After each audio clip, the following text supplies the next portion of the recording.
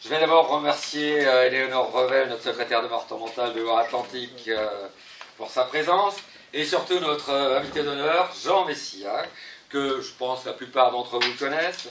Il a été le coordinateur du projet présidentiel de Marine, et c'était des ambassadeurs de la refondation du Front National.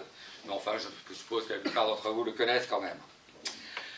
Bon, avant de passer la parole à nos invités, je voudrais faire un petit tour de l'actualité politique à Saint-Nazaire et dans sa région. Ouais. Tout d'abord, dimanche prochain, j'espère que vous allez tous mobiliser pour une grande manifestation à Plouermel au sujet de Touche pas ma croix. Je crois que ça fait partie de notre culture, que l'on soit chrétien ou pas. Pour moi, excusez, je ne suis pas très pratiquant, mais j'estime que c'est quand même, ça fait quand même partie de notre patrimoine. Donc je serai présent avec de nombreux. 3 voitures partiront de Saint-Nazaire, elles ne sont pas encore complètement pleines, donc n'hésitez pas à vous inscrire. Au mois de décembre, certains d'entre vous doivent se souvenir, je passe au tribunal. Le 12 décembre, donc toujours suite à la plainte de l'association musulmane de Saint-Nazaire. Notre ami Frédéric Pichon, mon avocat, sera là. Je compte sur vous, nous étions 30 au mois de juillet. Si nous pouvons être en 30 encore 50, oui. Puisque la LDH s'est jointe à la plainte que l'association musulmane a portée contre moi. Donc je pense qu'ils seront un peu plus nombreux que la dernière fois. C'était pas très nombreux les musulmans la dernière fois d'ailleurs. Mais bon. Donc pensez-y pour ceux qui peuvent se rendre libre ce jour-là. Bon, toujours à Saint-Nazaire, on va un peu parler de la mise en examen de Christophe Cotta. C'est l'adjoint PS qui a traité notre ami Gauthier de Vasillon. Donc on suit ça de très près. Monsieur Cotta ne devrait pas tarder à être convoqué devant le tribunal de Paris.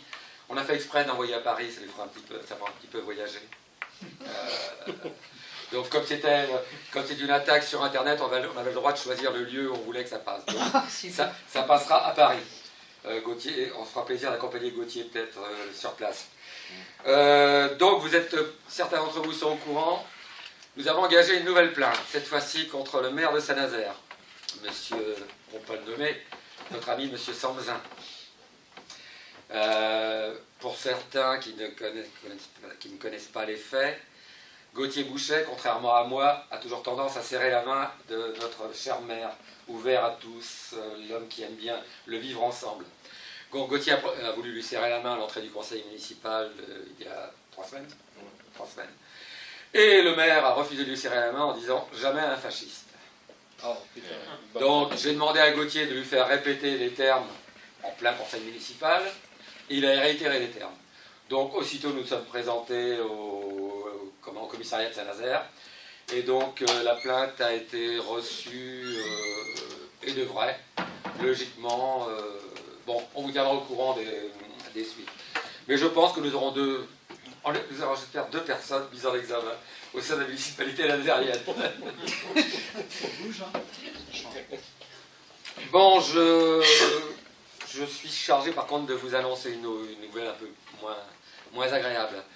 Certains d'entre vous connaissaient Philippe Chrétien, un de nos militants de Saint-Joachim, un très ancien militant du Front National qui a beaucoup travaillé pour le Front National.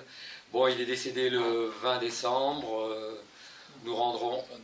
Le 20 novembre, oui. Donc, nous ferons quelque chose. Il y a un communiqué de presse sur son décès.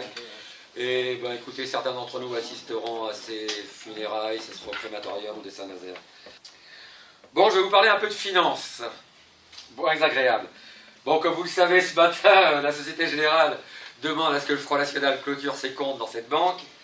Comme le faisait remarquer Jean Messia ce matin, il se posait la question, qu'est-ce que vous disiez ce matin, de quel droit une banque peut-elle demander à un client de fermer ses comptes en banque? Bon, Jean posait la question ce matin, je pense que personne ne l'a.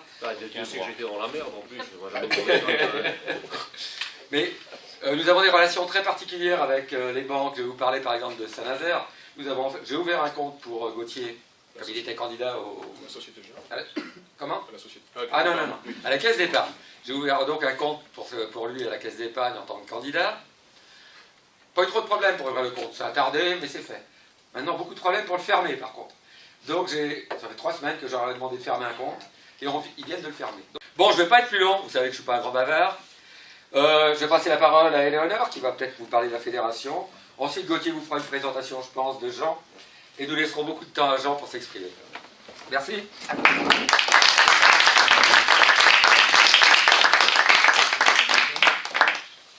Bon, merci Jean-Claude. Je voudrais quand même remercier Jean-Claude et puis Gauthier et puis Stéphanie qui n'est donc malheureusement pas là pour tout le travail qu'ils font à Saint-Nazaire. Et c'est vrai qu'on suit toujours avec intérêt ce qui se passe dans cette circonscription qui ne manque pas de vie et d'animation.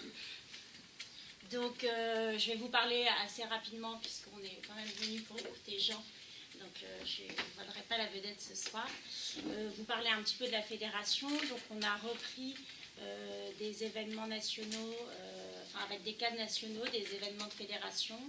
Donc on avait samedi dernier Jordan Bardella, qui est un jeune porte-parole du Front National, qui est aussi élu conseiller régional d'Île-de-France, qui est venu nous parler de la refondation. Ça a été un moment très agréable, on était une petite cinquantaine.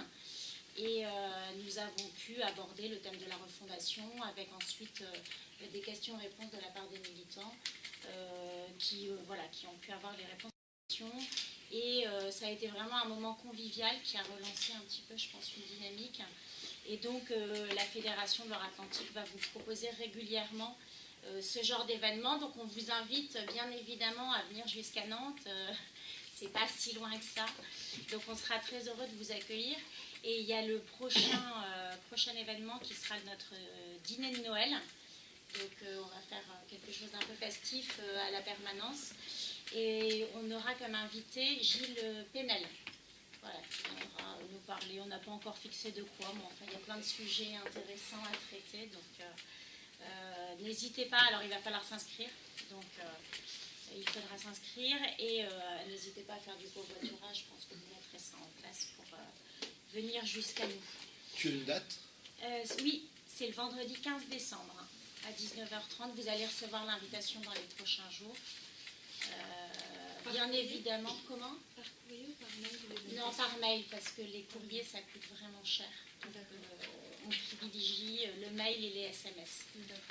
Oui, puisque voilà, on n'a pas les moyens d'envoyer 1000 courriers pour ce déjeuner.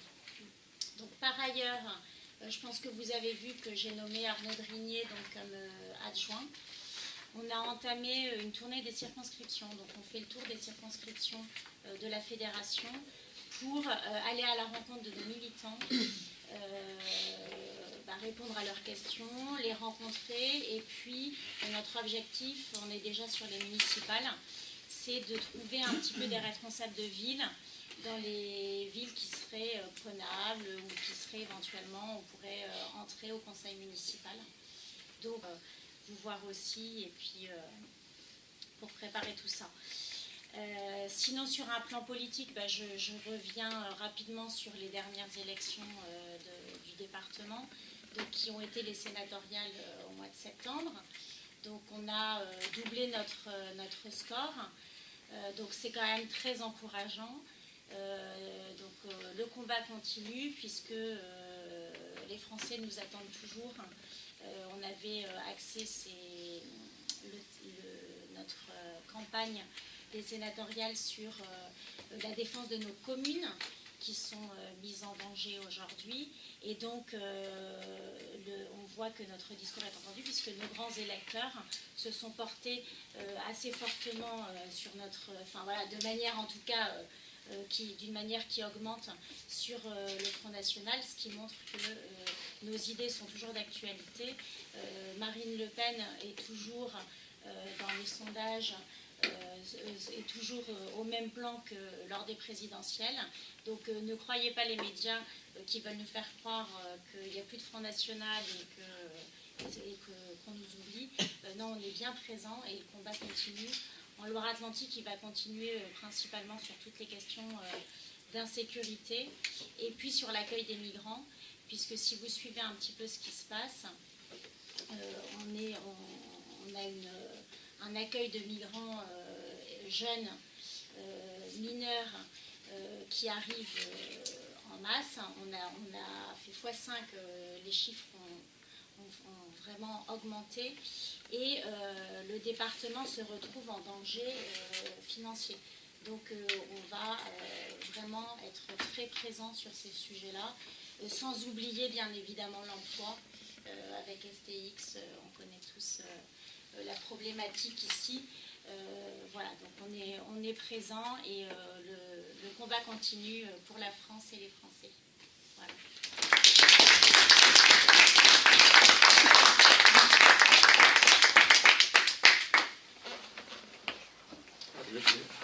Merci Éléonore pour cette introduction de mobilisation, de remotivation au service d'un combat qui, tu l'as dit, ne s'est jamais vraiment arrêté, puisque même si les médias veulent nous enfermer dans des polémiques sans intérêt, le Front National et Marine Le Pen sont mobilisés pour faire gagner nos idées en 2022, bien sûr, mais aux échéances qui arriveront après, dès les élections européennes de 2019. C'est la raison pour laquelle nous avons fait venir aujourd'hui un des ambassadeurs de cette refondation de notre mouvement, qui est Jean Messia, que vous avez connu durant la campagne présidentielle en tant que coordinateur du projet présidentiel de Marine Le Pen. L'armature des 144 engagements thématiques de Marine, c'était notamment et principalement Jean Messia. Nous lui devons cette rénovation de notre programme, le fait que notre projet est devenu un projet vraiment d'un parti de gouvernement, et cela va continuer, quoi qu'en disent les médias, avec cette refondation dont Jean est depuis quelques jours l'un des ambassadeurs, l'un des 18 ambassadeurs du Front National au service de la rénovation de notre mouvement. Faire évoluer notre mouvement pour qu'il soit plus, j'allais dire, plus compétitif, qu'il soit plus au fait de l'actualité, plus performant et plus désiré par les Français, que les Français lui donnent davantage de suffrages encore. Après notre record historique des 11 millions de voix au niveau national.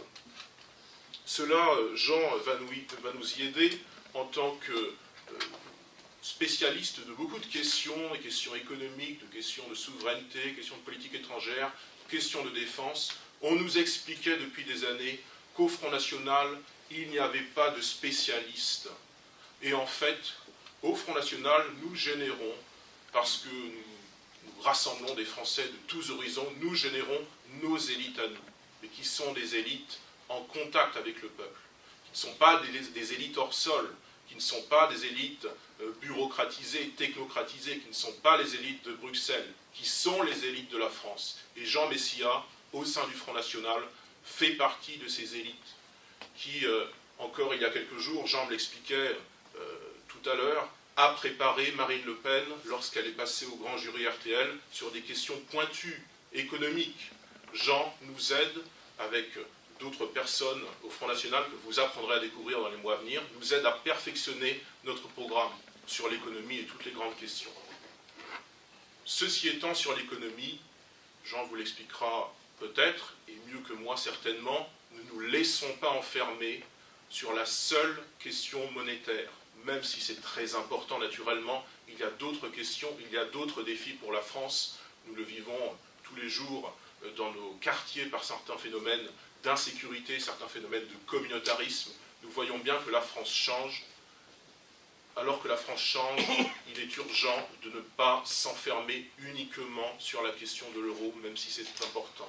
Et notre refondation du Front National et le congrès qui suivra au mois de mars nous aidera à fixer un nouveau projet qui, je le crois, marchera sur ces deux jambes, qui seront celles d'une souveraineté légitime et d'une identité légitime, l'une fonctionnant réciproquement pour l'autre. Voilà, Jean le précisera peut-être dans quelques minutes. Chers amis, je suis très heureux, aux côtés de Jean-Claude, de Stéphanie qui n'est pas présente, et d'Éléonore et d'Arnaud, d'accueillir aujourd'hui Jean Messia, qui va vous présenter eh bien, quels seront les grands axes de cette refondation, quels sont nos espoirs futurs, pas simplement nos espoirs électoraux, mais la manière dont on va présenter notre programme plus positivement et qu'il rassemblera encore plus de Français. Les médias ont enterré le Front National beaucoup trop tôt, ils l'ont fait plusieurs fois déjà dans le passé, et on a vu à chaque fois que le Front National remontait la pente. On a vu Marine Le Pen se qualifier au second tour en 2017, elle se requalifiera au second tour en 2022 et elle gagnera la bataille de 2022 avec des personnes comme Jean Messia à qui je cède la parole.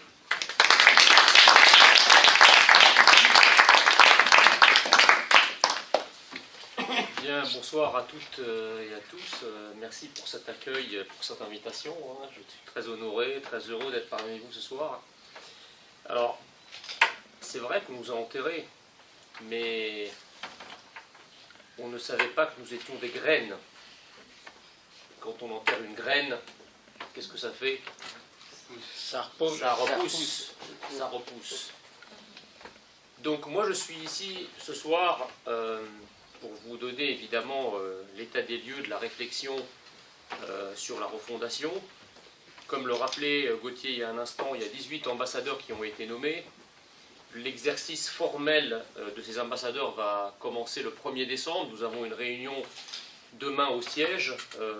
Marine m'a demandé de coordonner le travail sur le fond de ces 18 ambassadeurs, sachant que sur la forme, c'est-à-dire sur l'organisation, les divisions de fédérations à visiter par les uns et par les autres, c'est plutôt Jean-Alain Lacapelle qui s'en occupe. Et puis moi, je suis chargé de coordonner le fond, c'est-à-dire de faire en sorte que les idées, les suggestions, tout le fruit de ces déplacements des 18 ambassadeurs eh bien, puisse être pris en compte de manière opérationnelle pour l'intégrer à l'exercice de la refondation, à la fois des statuts, mais également de la ligne stratégique.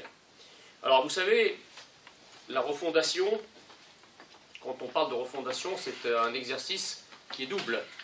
C'est-à-dire que c'est un exercice qui est à la fois rétrospectif, donc analyser ce qui s'est passé, notamment la séquence électorale de 2017, voir ce qui a marché, ce qui n'a pas marché, et puis en faire un exercice prospectif, c'est-à-dire intégrer les leçons qu'on tire de ces analyses du passé et de la séquence électorale pour pouvoir adapter à la fois notre stratégie et notre organisation. Tout d'abord, il faut bien garder à l'esprit que nous sommes à un mouvement exorbitant du droit commun. Nous ne sommes pas un mouvement comme les autres. Nous ne sommes pas un mouvement comme les autres parce que nous sommes un mouvement qui est animé non pas par une rationalité, mais par un sentiment. Le sentiment, c'est le sentiment d'amour de la France. Et ça, c'est quelque chose qui vient du cœur. Alors, évidemment, c'est pas antithétique. Ça ne veut pas dire qu'il ne faut pas travailler les grands sujets, qu'il ne faut pas avoir de projet, mais je pense que nous en avons eu un, nous l'avons beaucoup travaillé, avec beaucoup de spécialistes. J'étais moi-même porte-parole des Horaces, qui regroupe à peu près 150 hauts fonctionnaires, cadres supérieurs du public et du privé, qui ont appuyé la candidature de Marine Le Pen pour l'élection de 2017, et qui nous ont beaucoup aidés dans l'élaboration du projet présidentiel. Donc tout ça est très bon, mais je vais vous dire quelque chose. Quelle que soit la qualité du projet que nous allons présenter aux Français, soyez sûrs que nous aurons les médias et le système contre nous. Il faut faire cet exercice, il nous faut présenter un exercice sérieux, mais le sérieux ne se jaugera pas à la réaction des médias. C'est-à-dire, si notre projet est archi sérieux, vous n'aurez jamais les médias qui viendront vous dire « Ah, bravo, vous avez fait là un gros effort, c'est vraiment très performant. Enfin, un programme de gouvernement crédible, rationnel, qui va pouvoir mettre... » Jamais on n'aura droit à ça. Jamais. Quelle que soit la qualité de notre projet. Et donc, ce qui fait notre force par rapport aux autres mouvements, c'est notre supplément d'âme. C'est ce que le philosophe Bergson appelait le supplément d'âme. C'est qu'un sentiment vient du cœur, il parle au cœur. Un sentiment, chers amis, et notamment le sentiment patriotique et notre amour de la France, est capable de sublimer notre projet présidentiel et notre ambition nationale pour ce pays. Et donc, il y a quelque chose contre laquelle les médias ne pourront jamais se battre. C'est notre façon de parler à la France, de la France. Parce que l'essentiel se dit avec le cœur, et c'est au cœur des Français qu'il faut parler. Il faut que lorsque un patriote parle de la France, ses concitoyens en face de lui sentent la chair de poule les traverser, le frisson les traverser.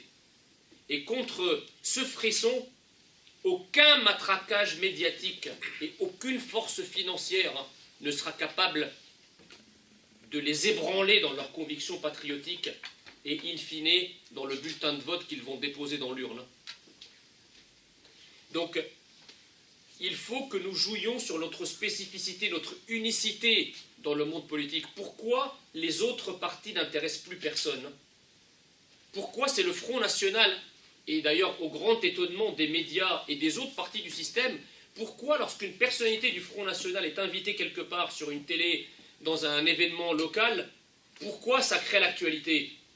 Parce que tout le monde a compris, et le système le premier, que nous sommes différents des autres, que nous avons établi un canal de communication avec les Français via le cœur, qu'aucun autre mouvement n'est capable d'établir. Et c'est là-dessus qu'il faut jouer. Alors, pour pouvoir jouer pleinement là-dessus, ça c'est la petite cerise sur le gâteau. Il nous faut d'abord démontrer notre compétence. Et donc, il nous faut avoir une stratégie qui soit crédible. Or, on a bien vu, c'est la première partie de mon propos, puisqu'il y a dans toute refondation l'aspect stratégique et puis ensuite l'aspect, je dirais, organisationnel.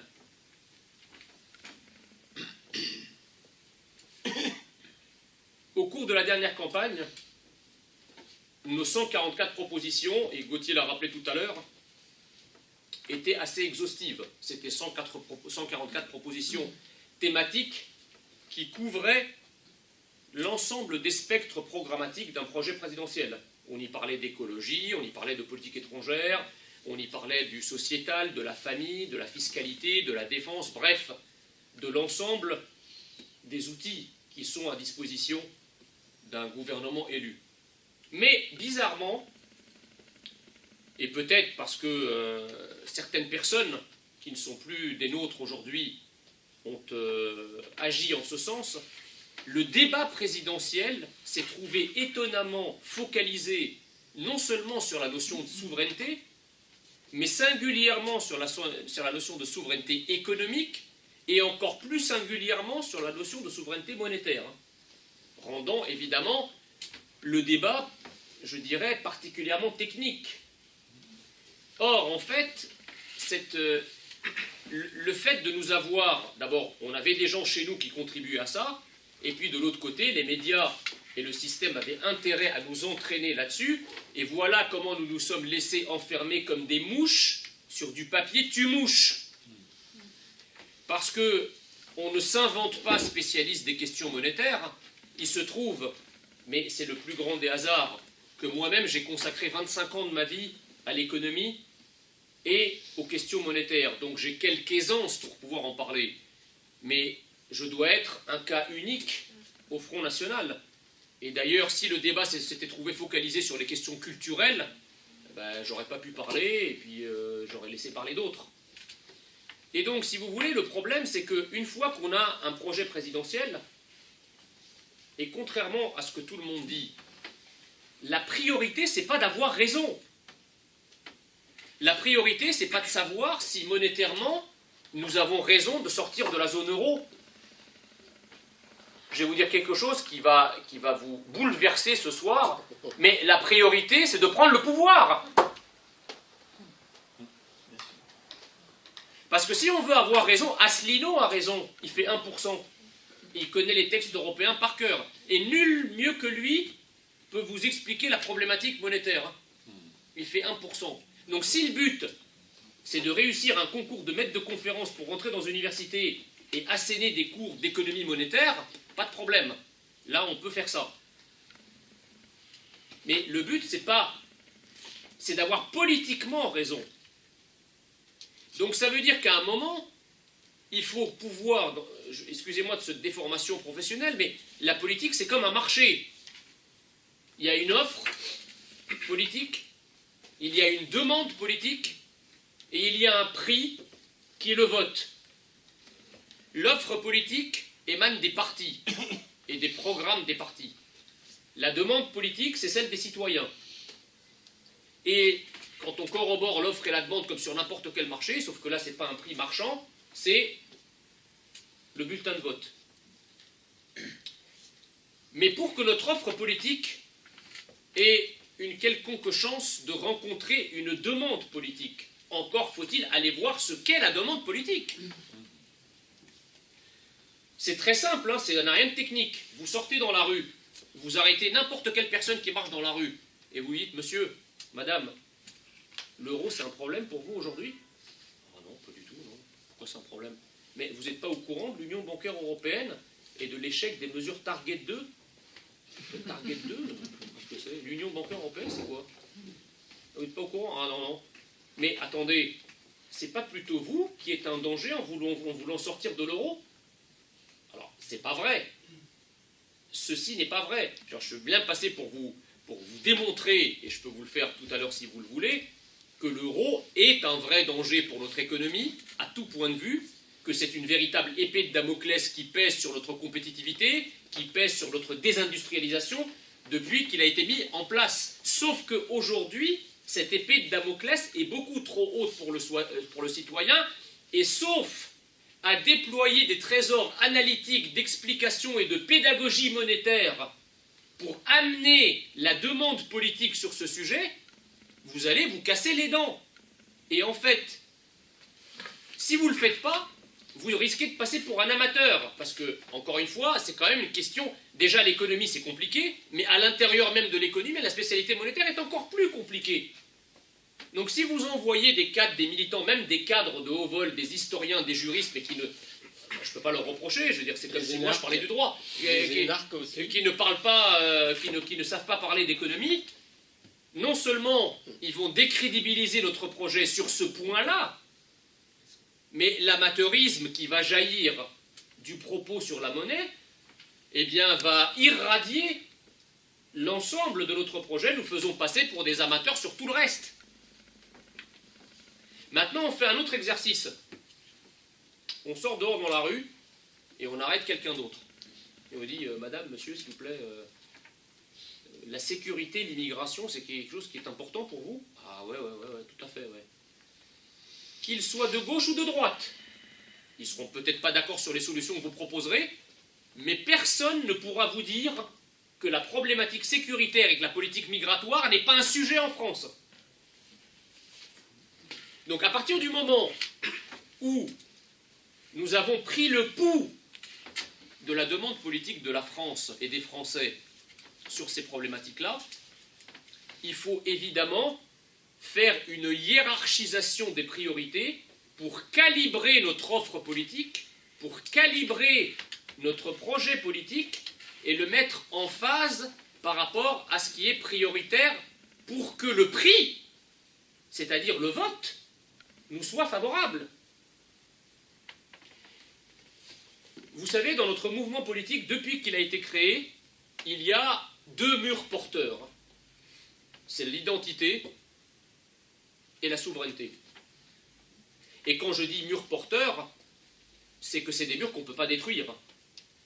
Donc, un certain nombre de personnes, notamment les sécessionnistes, qui prétendent que nous avons fait un revirement sur la question de la souveraineté, ça n'est pas vrai. Aucun patriote sincère ne peut s'asseoir sur la souveraineté, c'est-à-dire sur l'indépendance nationale de son pays. C'est pas possible.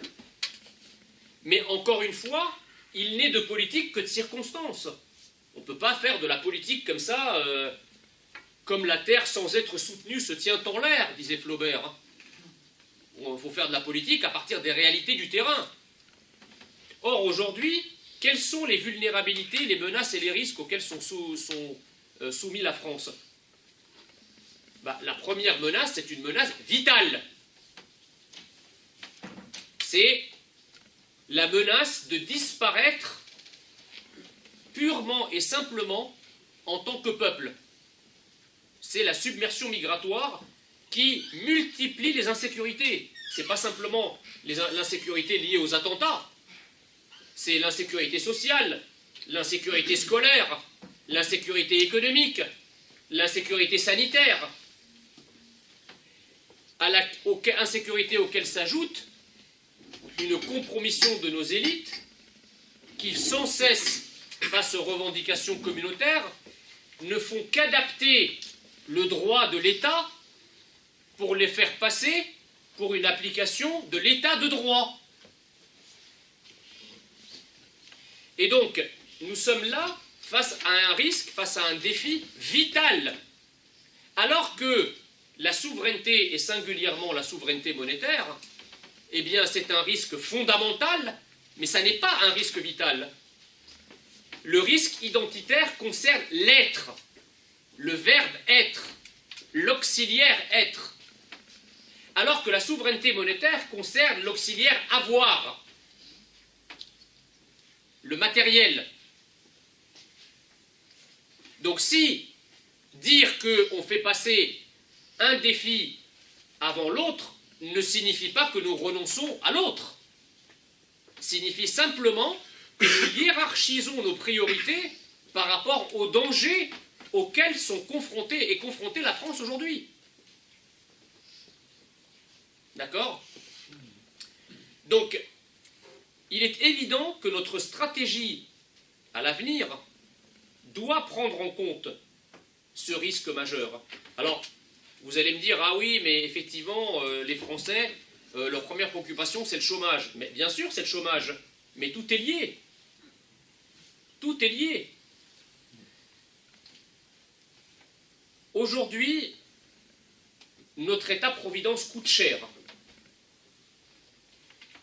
Et pourquoi les Français, depuis une vingtaine d'années, votent pour nous? Quel est le cœur de notre réacteur politique? J'ai parlé de tout à l'heure de ces deux murs porteurs que sont la souveraineté et l'identité.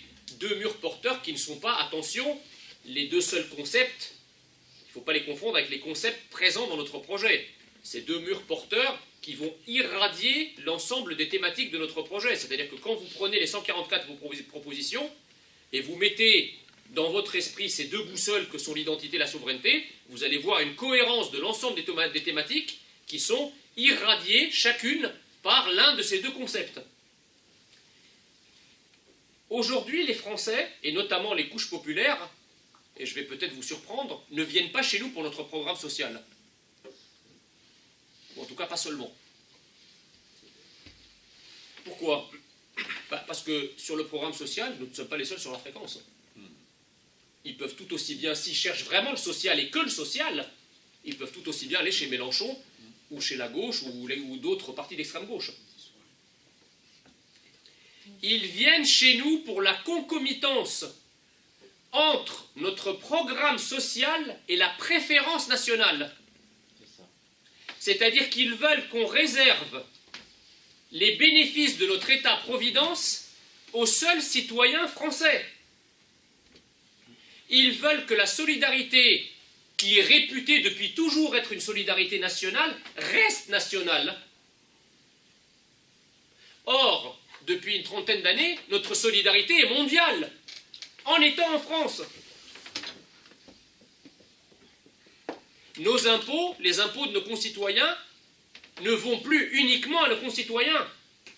Ils sont aussi distribués à l'ensemble des étrangers, qu'ils soient déjà sur notre sol ou ceux qui continuent à arriver. Donc en réalité, notre État-providence devient une faillite, parce qu'en réalité, notre État-providence finance la terre entière. Or, je vais vous donner une anecdote. C'était pendant l'élection présidentielle. J'avais un journaliste devant moi qui a dit, mais M. Messia, quand même, vous qui êtes d'origine étrangère, ça vous... La préférence nationale, quand même, c'est quand même quelque chose d'inique. C'est quelque chose qui est quand même assez révoltant. Alors je dis, bah oui, vous avez parfaitement raison. Enfin, à la réflexion, maintenant que vous me le dites, c'est quelque chose, effectivement, d'assez scandaleux. un mec qui était regardé avec des yeux de merlan-frit et me dit oh, je me doute bien que vous n'êtes pas d'accord avec moi. Je fais bah si, c'est quelque chose de parfaitement révoltant. Et vous savez pourquoi? Je dis mais parce que si on en est à parler de préférence nationale, ça veut dire que ça fait belle lurette que nous ne sommes plus une nation. Parce qu'en réalité, partout ailleurs dans le monde, personne ne parle de préférence nationale. Et pourquoi? Parce qu'à partir du moment où un peuple existe en tant que nation, il est entendu que votre citoyenneté vous donne des droits et des privilèges auxquels n'ont pas accès les étrangers. Si votre citoyenneté vous donne exactement les mêmes droits, les mêmes privilèges qui sont accordés aux étrangers, c'est que vous n'êtes plus une nation. La nation, une véritable nation, comprend en son sein la notion de préférence nationale. Et en réalité, comme nous avons acté que nous ne sommes plus une nation grâce à nos chères élites qui ont bradé la France depuis 40 ans, nous sommes obligés de commencer à nous reconstituer en tant que nation par le petit bout de la lorgnette qu'est la préférence nationale. Et donc, évidemment, vu comme ça, c'est un vrai scandale. Non pas un scandale de réintroduire la préférence nationale. Le scandale est celui d'une politique qui a consisté à brader et à liquider la nation française au point qu'il nous faille aujourd'hui parler d'une préférence pour des citoyens. Parce qu'au fond, qu'est-ce que c'est la citoyenneté? La Révolution. La citoyenneté, La Révolution française. la citoyenneté, c'est un contenu et un contenant. D'ailleurs, c'est quoi le symbole de la citoyenneté? C'est une carte d'identité. Les mots ont un sens. Donc le mot carte, c'est votre papier, c'est ça qui fait le français de papier, et auquel on accole la carte d'identité, c'est-à-dire qu'à l'intérieur de cette citoyenneté, à l'intérieur de votre papier, il y a votre identité. C'est pour ça qu'on parle de carte d'identité. D'accord? Or, toute l'entreprise des élites qui sont arrivées dans les jupons de Mitterrand à partir de 81 a consisté à disloquer le mot carte du mot identité. Tant et si bien qu'aujourd'hui, on a beaucoup de Français de papier et globalement, on a un malaise identitaire qui s'exprime, contrairement à ce qu'on croit, pas uniquement chez les Français récents ou les Français d'origine étrangère, il s'exprime chez les Français de toujours. Parce que vous savez, les problèmes que nous avons eus, c'est un problème de nombre, c'est-à-dire de submersion migratoire, qu'on ne peut pas assimiler, mais ça c'est l'aspect facile de l'explication. La réalité qu'on refuse de voir les élites, c'est que si vous faites venir des gens, mais qu'en même temps, vous liquidez ce que vous êtes, comment vous voulez que ces gens-là vous ressemblent? On ne peut pas s'assimiler à rien. Si vous n'avez pas de référentiel, si on n'apprend pas ce qu'est la France, si on écrète nos symboles partout, et qu'on crée une frustration et une honte de la France, eh bien comment voulez-vous que les gens s'intègrent, ou s'assimilent, ou se reconnaissent? Est-ce que vous vous rendez compte que 20% de ceux qui s'engagent pour aller combattre avec Daesh en Syrie, il y en a 20% qui sont des Français de souche? Et est-ce que vous savez que 20% des jeunes qui s'engagent dans nos armées sont des Français musulmans? Ça veut dire quoi? Ça veut dire que notre société n'est plus capable de produire du sens patriotique. Donc, il y a une perdition identitaire. Parce que nous avons organisé, en tout cas nos élites ont organisé, une terre brûlée identitaire sur laquelle plus rien ne pousse. Ni les fruits nationaux, ni les fruits importés. C'est devenu un désert identitaire. C'est un peu comme, prendre un exemple, je prends toujours cet exemple-là, mais bon, c'est peut-être parce que je suis né pas très loin d'Alexandrie, et le phare. Au Caire. Le phare Un phare, c'est fait pour quoi? Il est fait pour éclairer et pour orienter les bateaux vers la côte. Si le phare est éteint, est-ce qu'on peut reprocher aux bateaux de ne pas pouvoir venir sur les côtes? Non. Eh bien moi je vais vous dire quelque chose ce soir. Notre emblème pendant tant d'années, c'est la flamme tricolore. Eh bien nous entendons remettre cette flamme tricolore au cœur du phare français pour qu'il se mette à briller, pour que l'ensemble des bateaux, quels qu'ils soient, reviennent sur notre port et que nous refassions nation à nouveau.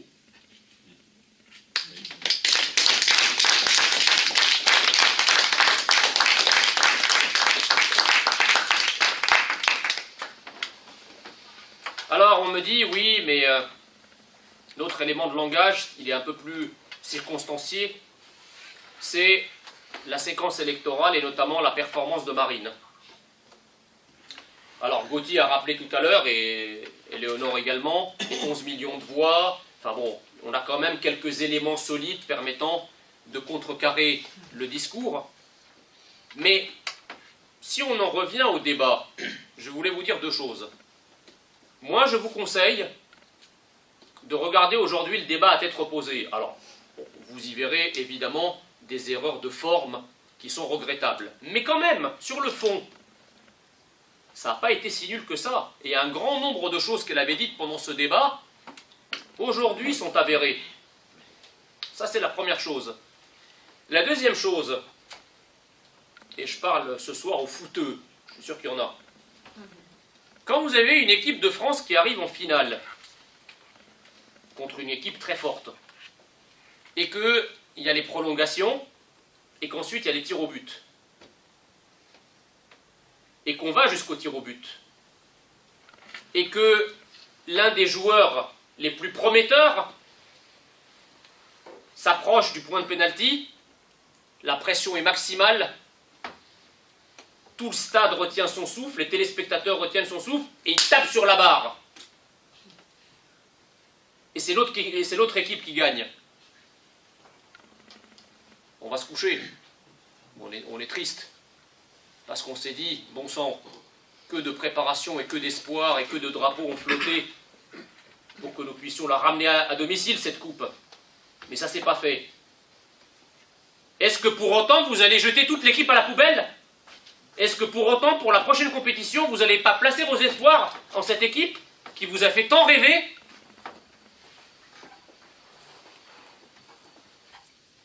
Est-ce que pour autant, une telle équipe n'est plus capable, plus jamais de gagner ou de remporter un match ou de rapporter une coupe à domicile? Non. Ça, c'est ce que veulent nous faire croire nos adversaires. Parce que nos adversaires, ils se comportent exactement comme l'équipe adverse, quelle que soit d'ailleurs la discipline. Qui dit, bah, on a gagné, ils sont nuls, de toute façon, ils pourront jamais nous vaincre. Et lorsqu'on parle de revanche, vous rigolez, vous avez vu au match comment vous étiez? Quelle revanche? Mais pourquoi on va les croire? On va travailler, on va se préparer, et on va revenir dans la compétition, et je peux vous dire qu'on va gagner. En 2022.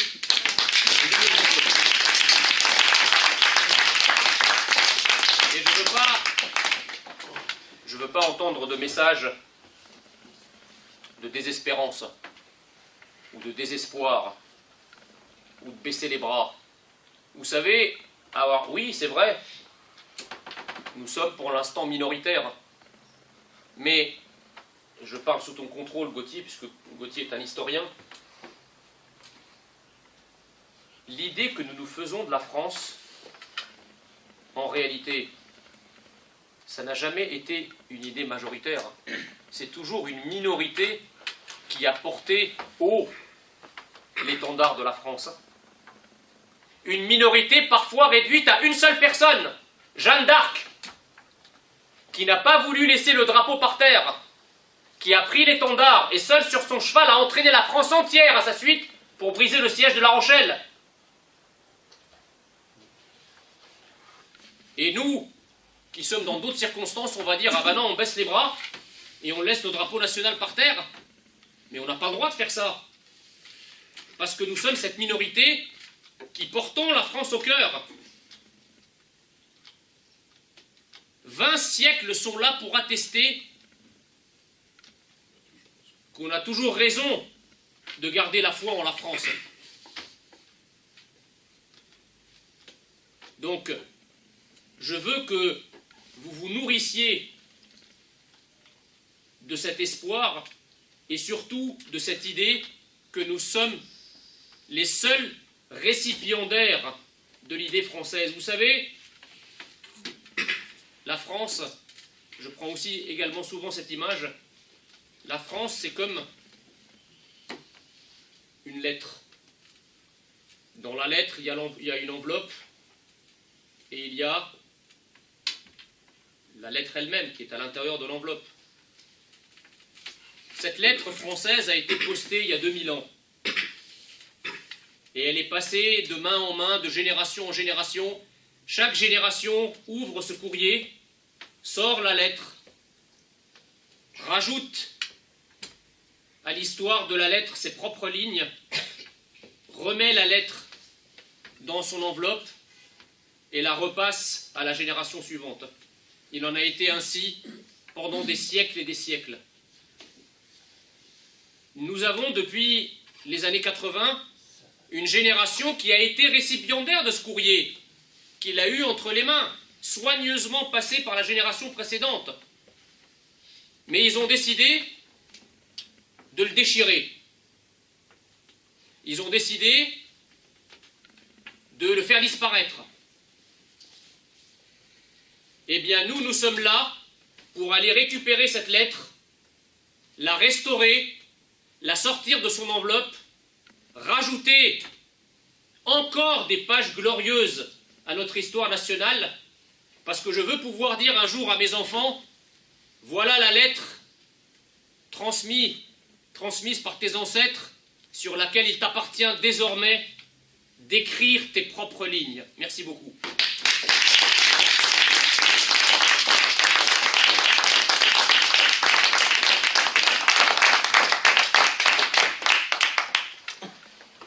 Merci Jean. Eh bien, maintenant, nous allons faire procéder comme d'habitude. Questions-réponses. Si des personnes ont envie de poser des questions à Jean ou à n'importe quel d'entre nous.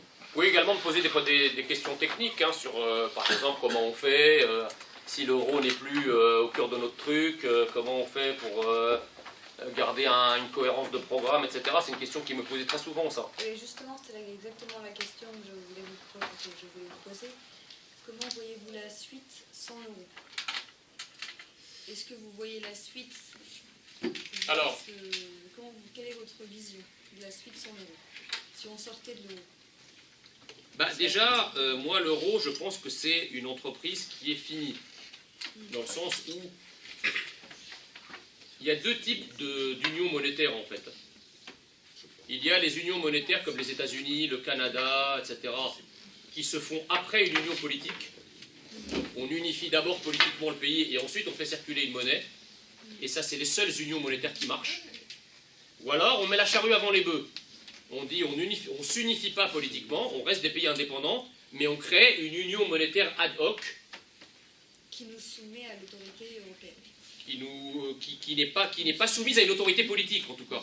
Donc, qui nous soumet à des lois européennes. Exactement. Mais encore une fois, je vais vous dire quelque chose. Il ne faut pas non plus, et ça, j'ai des joutes oratoires absolument délicieuses sur Twitter avec les autoproclamés patriotes, qui sans arrêt me rentrent dans l'art sur cette question.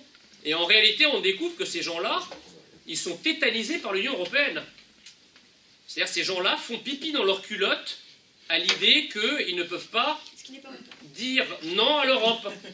Mais attendez, je veux dire, si le peuple français souverain nous donne mandat de diriger la France, et si l'Union européenne, comme le disent d'ailleurs les européistes, ils nous disent l'Union européenne c'est démocratique, c'est en fait quand vous dites que c'est pas démocratique, c'est votre délire, etc. Puisqu'il y a le Conseil européen. Le Conseil européen, c'est les chefs d'État et de gouvernement. Ces chefs d'État et de gouvernement sont élus dans leurs pays respectifs, donc c'est démocratique. Fort bien, j'achète.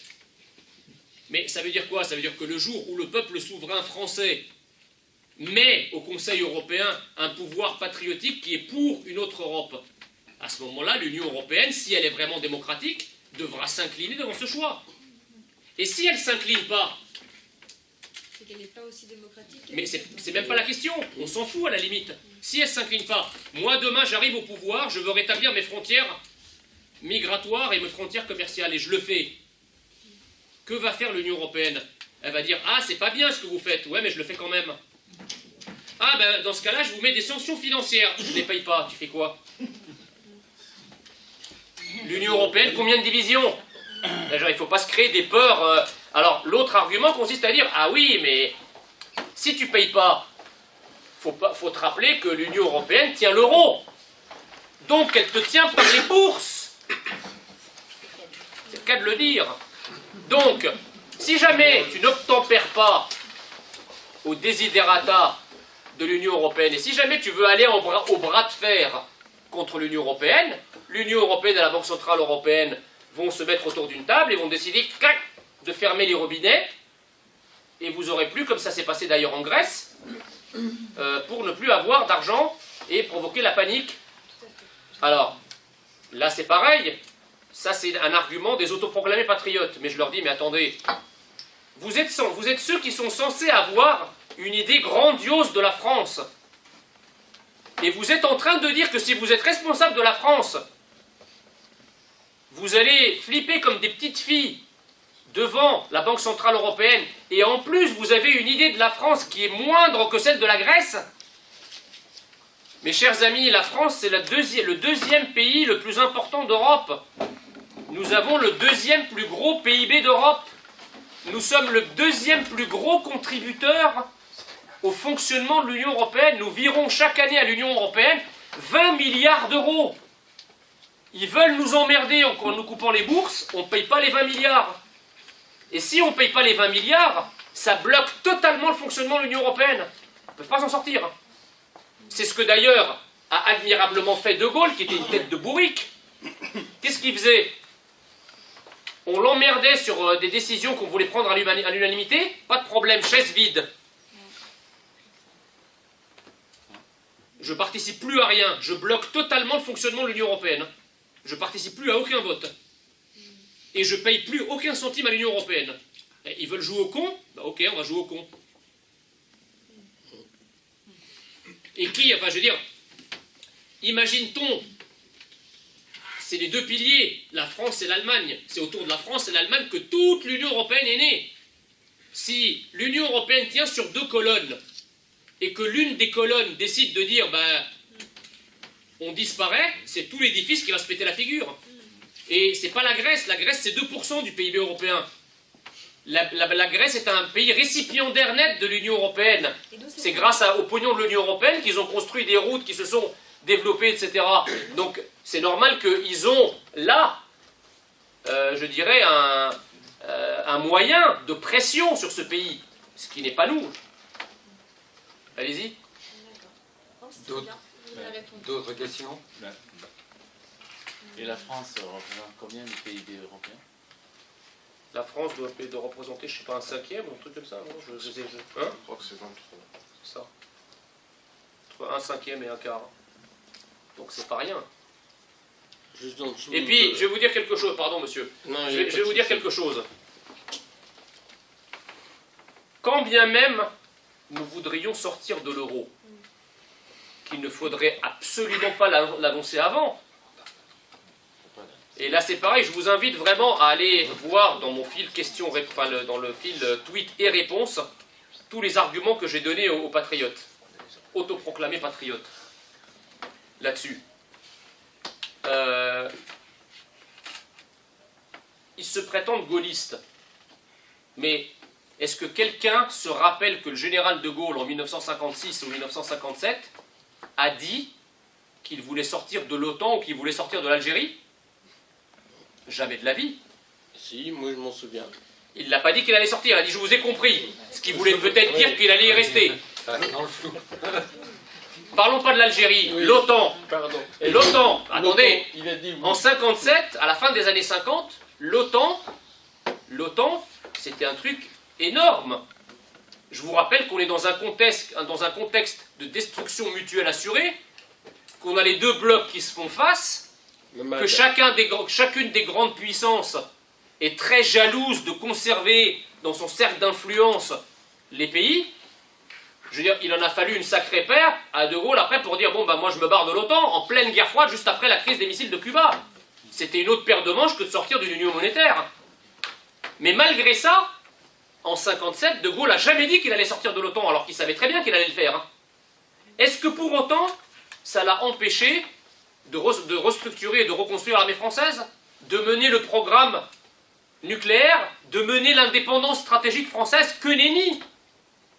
Et il est probable que si, avant d'arriver au pouvoir, il avait annoncé ses intentions, les Américains auraient déployé l'ensemble de leurs canons d'influence pour faire en sorte qu'un De Gaulle qui, du coup, affichait une menace avant même d'arriver au pouvoir, dise « on l'écarte ». On s'est moqué de Marine, et beaucoup de gens se sont moqués de Marine quand elle a dit, la première fois sur RTL, c'était pas sur RTL, pardon, c'était sur France 2, quand on lui a dit, mais alors l'euro, on fait quoi? On sort, on reste? Elle a dit, on verra. Et vous avez un certain nombre de décérébrés qui se sont tapés le cul par terre en disant, ah, c'est pas ce qu'elle veut, etc. Mais ceux qui ont fait ça, ce sont eux les décérébrés.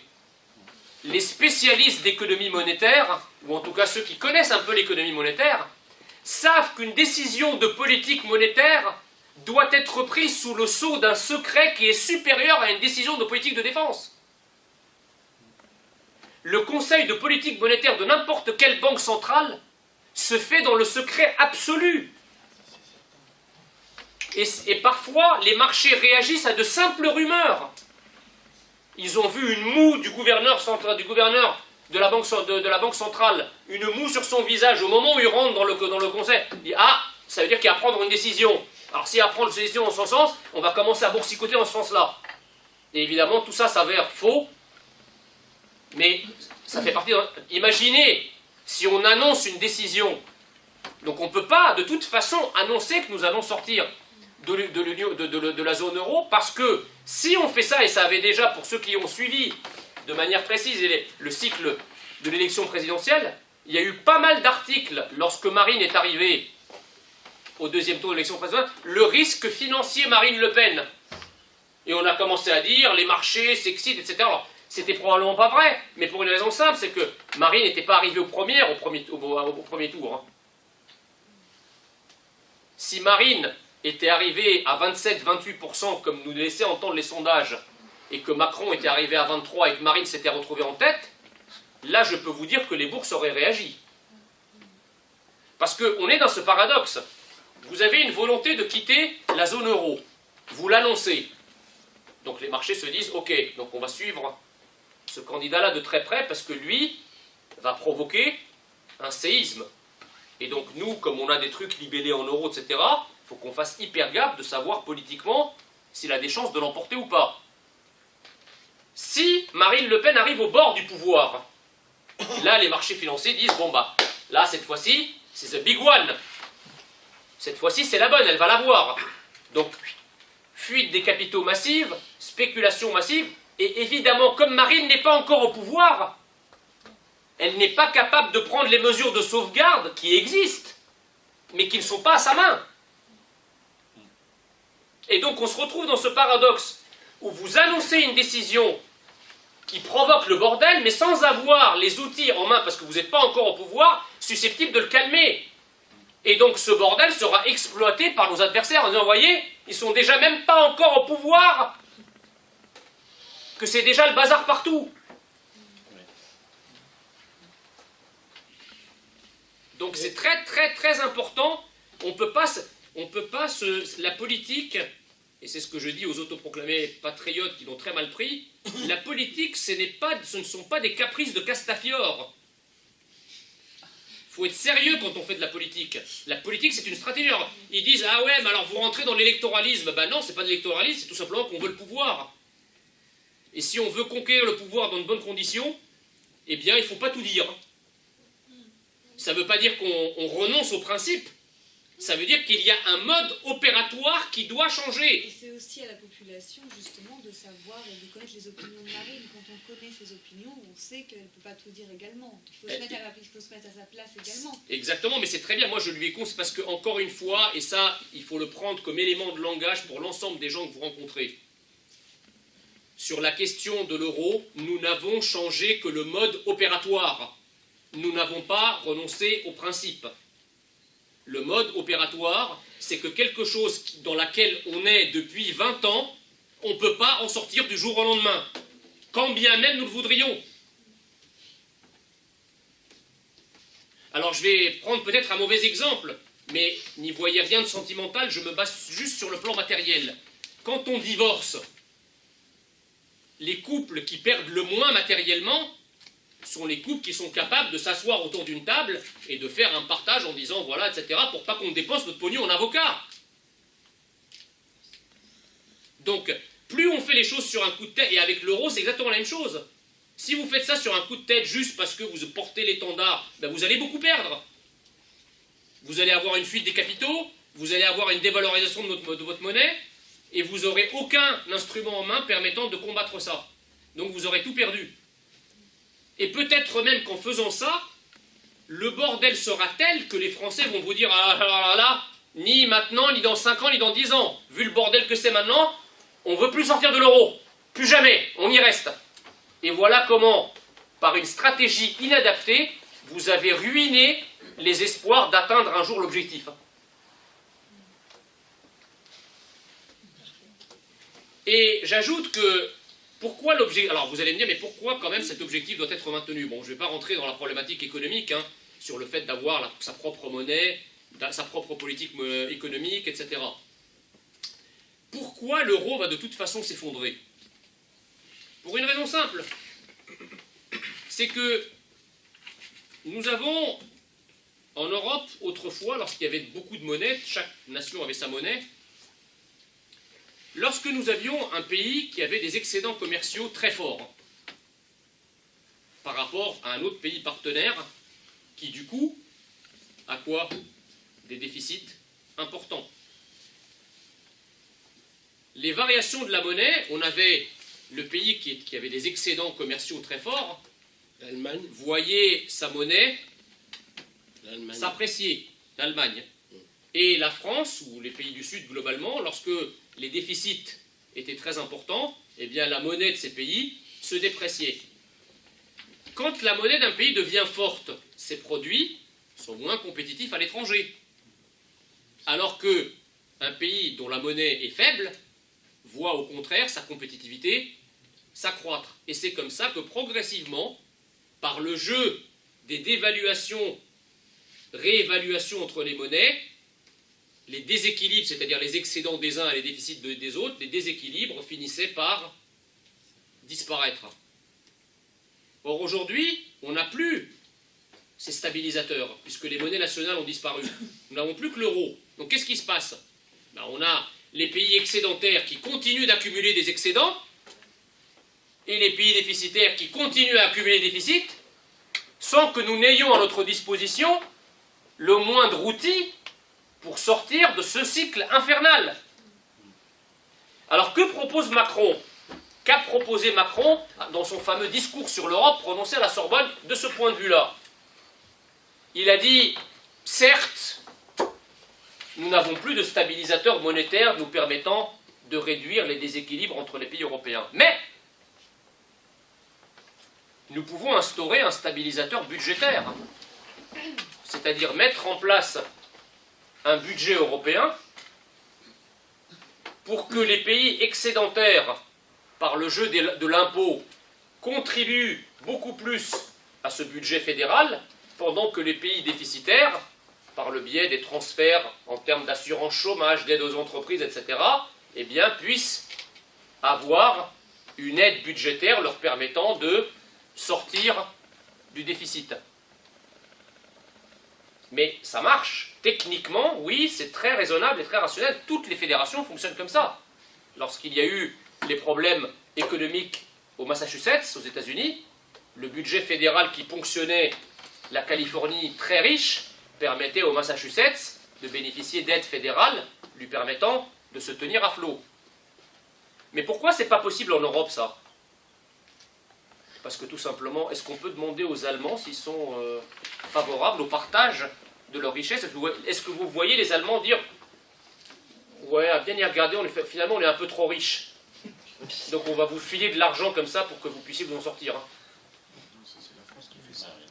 Et exactement. Et en fait, on découvre que depuis 30 ou 40 ans, pendant que la France construit l'Europe, l'Allemagne construit l'Allemagne. Et on découvre également par la même occasion qu'il n'y a pas de nation européenne. Ah oui, Parce que la notion d'impôt, le consentement à l'impôt et la solidarité budgétaire n'existent qu'à l'intérieur d'une nation. Si votre voisin français est dans la merde, vous êtes quand même, par le biais des impôts, c'est un peu normal, parce qu'on fait partie du même pays, que lorsque vous avez une catastrophe naturelle à Vaison-la-Romaine, qu'il y ait une mobilisation du reste de la France pour aller aider Vaison-la-Romaine. Mais si vous avez une catastrophe naturelle en Estonie, bien sûr, en tant qu'être humain, vous allez dire « Ah, les malheureux, les pauvres, etc. » Mais c'est pas une honte de dire qu'on a quand même une propension un peu moindre à aller aider un Estonien qu'à aller aider un Alsacien ou un Breton ou un Auvergnat. Monsieur, je vous coupe. La moitié de ma famille habite en Allemagne. Donc, à part l'euro, vous voulez revenir au franc? Oui, c'est le but quand même. Mais c'est la catastrophe. Bah, c'est la catastrophe pour l'Allemagne, oui. Bah, Parce qu'elle perdra une monnaie de guerre qui... C'est la catastrophe en Europe, voilà. Attention, ce qui est la catastrophe en Europe, c'est la façon dont vous revenez. Parce que alors là, je vous demande toute votre attention. Parce qu'en réalité, vous mettez le doigt sur quelque chose d'important. Il ne faut pas croire qu'une monnaie nationale, c'est simplement une affaire technique qu'il appartiendrait à des technocrates de trancher. C'est quoi la souveraineté? La souveraineté, c'est notre liberté collective. La souveraineté, c'est la démocratie. C'est-à-dire quoi? La première élection présidentielle de la Ve République, le débat présidentiel de 65, les partis nous parlaient de tout. C'était un débat présidentiel hyper intéressant. On avait les partis qui discutaient de politique monétaire. Pour faire simple et schématique, on savait que grosso modo, les partis de la gauche disaient « nous sommes pour un franc faible ». Et les partis de la droite disaient plutôt qu'ils étaient pour une monnaie forte. On avait un débat budgétaire. Les partis de la droite, grosso modo, disaient « nous sommes pour une politique budgétaire restrictive qui remplisse les caisses de l'État », alors que les partis de gauche, pour faire encore schématique, étaient plutôt pour une politique de relance, donc une politique de dépenses publiques. Et donc votre bulletin de vote, lorsque vous le posiez dans l'urne, il y avait marqué « moi, citoyen français, je décide de telle politique monétaire. Je décide de telle politique budgétaire. Je décide de telle politique commerciale. Je décide de telle politique de défense. De telle politique industrielle. » Et en fait, en 50 ans, ce bulletin de vote a été comme effeuillé. C'est-à-dire qu'on a retiré de votre bulletin de vote, l'instrument d'expression de votre liberté collective, on a retiré un à un des thèmes. Est-ce qu'aujourd'hui, un citoyen français a son avis à dire, a son mot à dire sur la politique monétaire? Non. La politique monétaire est conduite par une instance non élue de hauts fonctionnaires titulaires de passeports diplomatiques qui n'ont de compte à rendre à personne et surtout pas au peuple. Est-ce qu'aujourd'hui la politique budgétaire est dans l'escarcelle de votre choix de citoyen? Oui. Pas plus. Au moment du vote. Pas plus. La politique budgétaire est enchâssée dans les critères de convergence. Au moment du vote. Oui, 3 fois. Elle est enchâssée dans les critères de convergence de Maastricht qui vous disent que vous ne devez pas dépasser certaines dépenses, etc. Est-ce que votre politique commerciale, vous, Français, vous pouvez décider de qui vous ouvrez vos frontières commerciales, avec qui vous voulez faire un commerce libre-échangiste ou pas? Pas du tout. C'est la Commission européenne qui décide en votre nom.